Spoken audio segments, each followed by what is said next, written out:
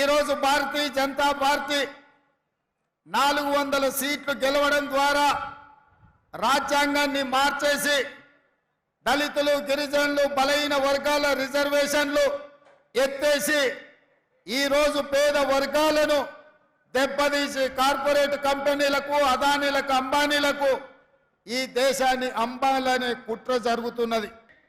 ఈ దేశంలో ఉన్న సామాజికంగా, ఆర్థికంగా వెనుకబడి సమాజం యొక్క వివక్షకు లోనైన ఎస్సీ, ఎస్టీలకు, ఆ తర్వాత బీసీలకు ఇచ్చిన రిజర్వేషన్లను వాళ్ళు ఆ రోజు మనము వాళ్ళ అభ్యున్నతి కోసం మనం ఇస్తే 75 సంవత్సరాలు స్వతంత్రం వచ్చినా ఈరోజు దళితుల, గిరిజనుల జీవితాలలో రావాల్సినంత మార్పు రాలేదు. బలహీన వర్గాలకు రావాల్సిన అవకాశాలు రాలేదు.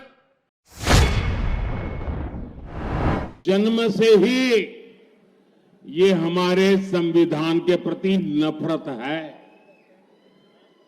जो संविधान बाबा साहब अंबेडकर ने दिया था, अगर वो संविधान की प्रत देखें, वो संविधान की प्रत देखें तो उसके ऊपर एक एक पत्ते पर रामायण, महाभारत का चित्रांकन है। हमारी संस्कृति, हमारी परंपरा का चित्र है उस पर, और हमारे संविधान की, भारत की महान सांस्कृतिक विरासत के साथ उसको कड़ी रूप से जोड़ने का एक अद्भुत प्रयास था।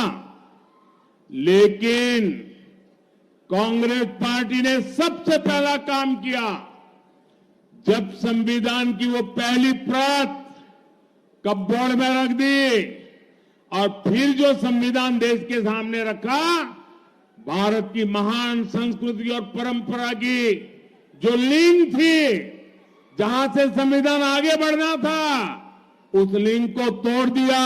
वो सारे चित्र हटा दिए और खोखा बना करके रख दिया। पहले ही दिन उन्होंने संविधान का अपमान करना शुरू कर दिया था।